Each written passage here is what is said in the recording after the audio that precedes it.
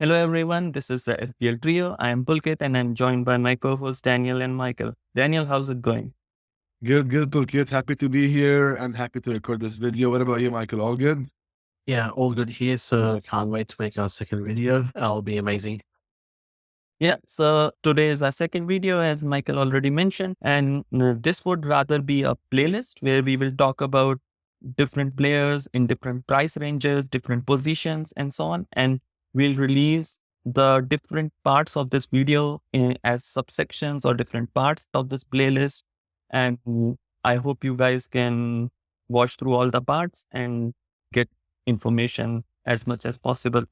And now let's go. But before we actually share the data and delve into the stats and everything, I'd like to ask both of you, since we start with the goalkeepers now, what is your philosophy regarding the goalkeepers? Do you keep rotating goalkeepers? Do you keep a premium one and then a bench fodder or something? Maybe with you, Daniel? Yeah, for sure. I know a lot of people like to get one keeper and then another one that does not play and just like an enabler. But for me, as of now, at least out of my current draft, I have like two rotating keepers. And obviously, depending on the fixture, obviously, I have one that's a bit more expensive than the other. But then, depending on the fixtures, I'm going to be alternating to the one that has the most odds of getting a clean sheet. And you, Michael, are you the same or is it Yeah. different for you? So for me, like after last season, I think goalkeepers are a write-off for me. But at the same time, I would still want a goalkeeper that's playing. At least I get a minimum of 2 points or 1 point for each goalkeeper.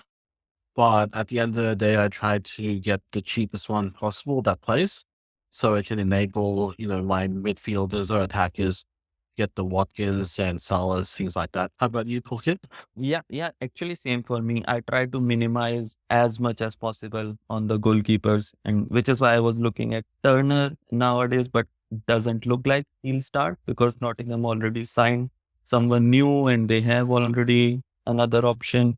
So my philosophy is also the same, like trying to minimize the cost I spend on goalkeepers and also not have this burden of rotating the goalkeepers even if possible. So basically trying to pick a goalkeeper that can play most games. Another keeper comes in for a very few games where my main keeper is playing like Man City or Liverpool and so on. Interesting. All right. Well, let's get to the data. So All right. goalkeeper price brackets. Here's the data. All right. So basically what we see in this table here is the goalkeepers who are in the price range of 4 and 4.5 million. The table consists of price, min along with starts, then FPL points, expected FPL points per 90, saves per 90, also bonus points that they got in the last season. And new bonus is basically the bonus that is the recalculated one after the bonus point changes. And for that, I should thank Above Average FPL, who actually made a video on this bonus point change and basically discussed team by team how the bonus points would have been different for the different players. So thanks to them. Also thanks to FPL team Peter, who basically put in the effort to get these bonus point changes for each and every match from the last season. So please go and check out their video. I'll also link that in the description. And then we have the data for the goals conceded throughout the season, not per 90. Then the number of clean sheets for the different goalkeepers. And finally, we have the fixture, the first four fixtures for the different goalkeepers that we have. And the color rating is basically the rating of the difficulty of the fixture directly taken from Fantasy Football Hub. So the exact color might be different, but basically the trend is the same. Like you have the light green for the somewhat easy, dark green for easiest, yellow for somewhere in middle, light red for difficult, and dark red for the most difficult that you can get. But along with this color rating, what I added along with it is basically XG per 90 rank. So what that means is if we see the first cell in there for Turner, for example, in game week 1, it means that Turner is going to face a team which has a XG ranking of 7. So it's not the rank for Nottingham, but for Bournemouth. Like how likely is Bournemouth going to score against Turner? Then for Jose Sa, because he's facing Arsenal, he's basically facing a much tougher team who has a XG per 90 ranking of. And this ranking already takes into account how good they were at home or away. So basically, that's just additional information in addition to the difficulty color that we have there. So let's begin with the 4 and 4.5. Maybe Daniel, do you want to add something here? Yeah, of course. Let's just first point out that this is only the keeper that played in the Prem last season Yeah. and does not to the promoted teams, as we already talked about in the previous video. So yeah, just off the bat, Turner, he's the only like relevant 4 million keeper that apparently everyone's going for. I think he's on over 20%, but if I'm not mistaken, he might be the third choice keeper for us. So I wouldn't say I would recommend him to people. Get someone else, unless, as you both said, it's like an enabler to get more expensive players and you just never want to play him. You can just keep him there. But for 4 million, there is some promoted keepers like Ward from Leicester who should be a starter, and at 4 million, you can have him instead. And yeah, that's for the 4.5 million. We're gonna delve more into them right now. Before we do that, anything to add from your side, Michael? Yeah, so I think with Turner, like you said, he's probably going to be the choice goalkeeper. And I don't know why over 20% of managers have chosen him. But again, they might have the same thinking as us. Yeah, or they just don't know he's the third keeper. They might Yeah. say, "Oh, last season he's 4 million now. Let's get him." But I mean, I'm sure his ownership will go down Yeah. before the season starts. Yeah, definitely. How about you, Kit? Yeah, I myself got Turner, but I was assuming that he would start. And now, even though I don't like to spend on goalkeepers, but I'd still want someone that I can rely on to at least start. So probably I wouldn't have him in as well. Can look at the promoted teams for a keeper, or maybe have a 4.5.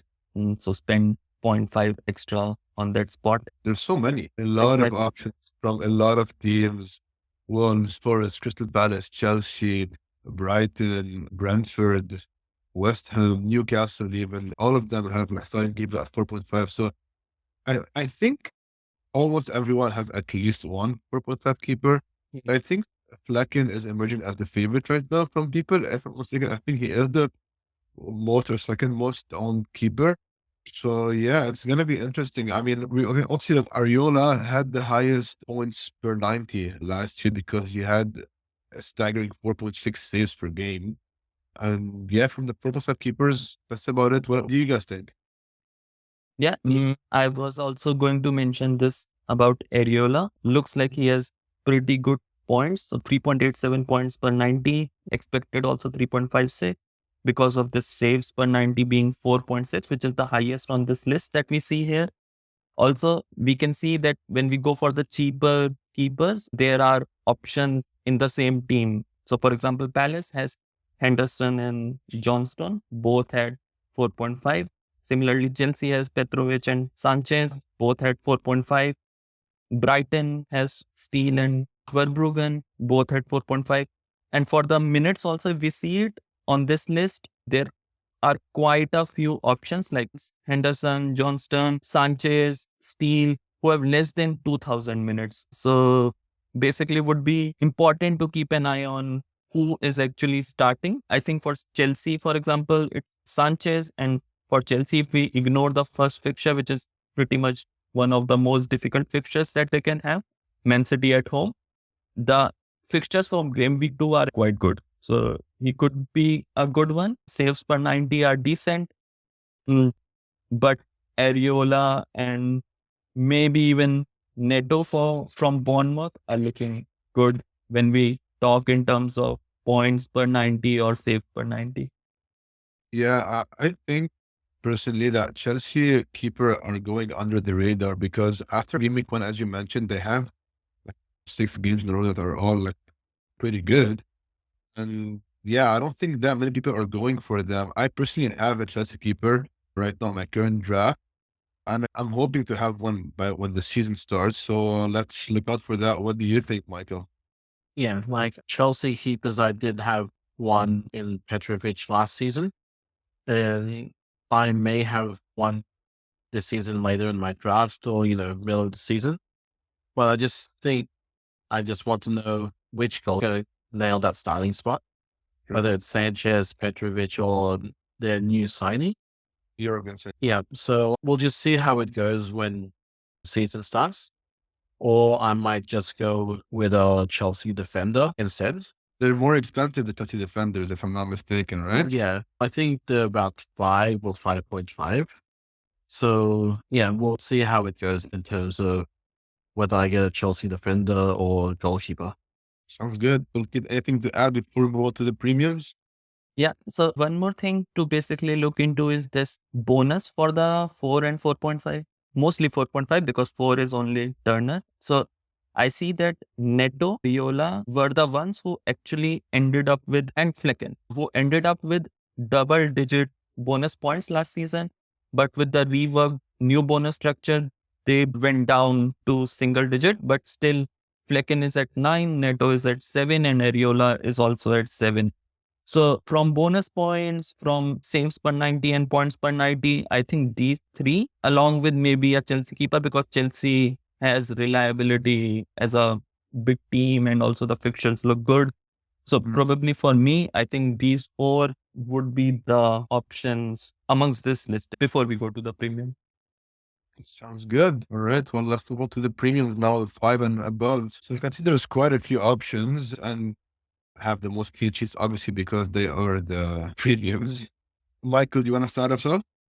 Yeah, so with the premiums, like I haven't really thought of having a premium goalkeeper because that just takes, that extra 0.5 or like 1 million to spend in other positions. But if I was going to get a premium goalkeeper, it's most likely going to be Fred or Allison, as they have the most saves and also just less conceded in terms of clean sheets. They have quite a bit. And yeah, that's basically my thinking on that. There's not many others I would really choose from the 5 million. How about you, Toolkit?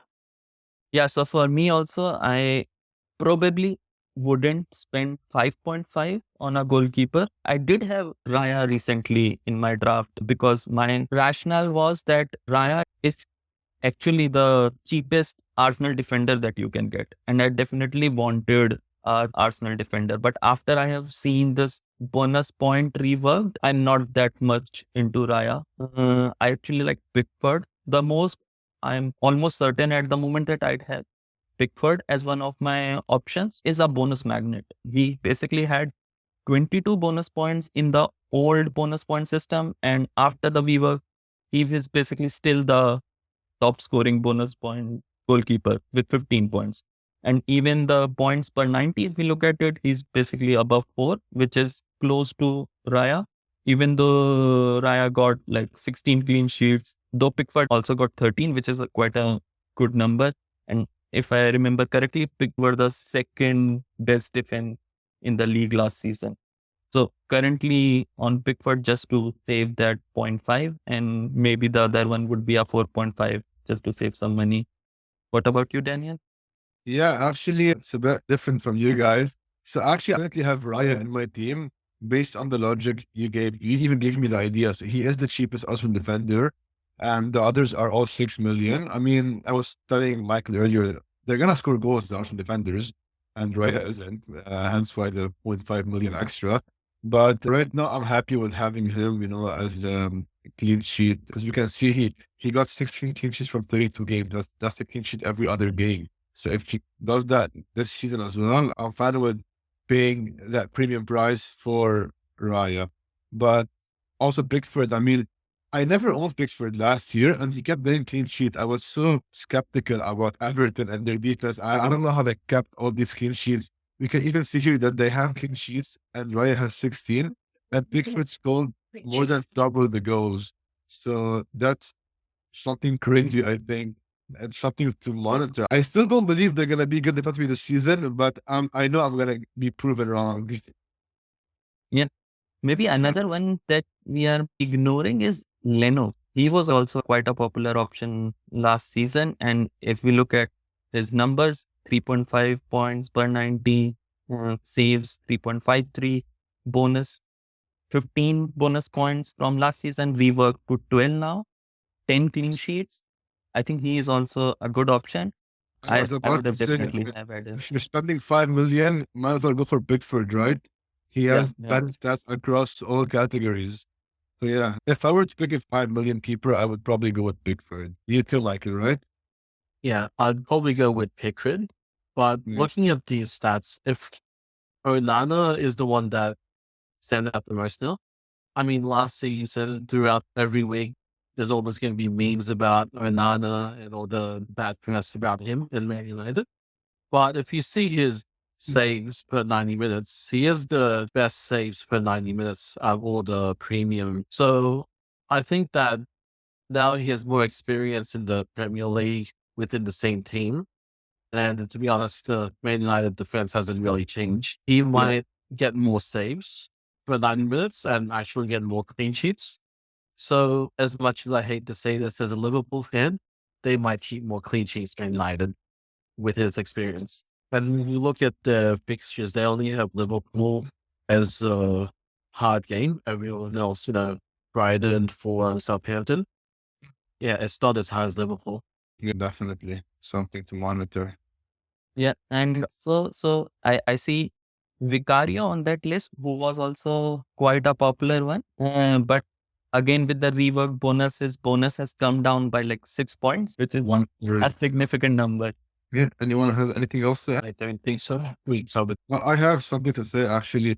So right now my keepers are Raya and the Chelsea keeper, but after this 20-minute discussion, I think I'm leaning on Raya and the 4 million keeper just to enable someone else. So thanks guys for that. Thank you. Yeah, glad that something changed after this conversation.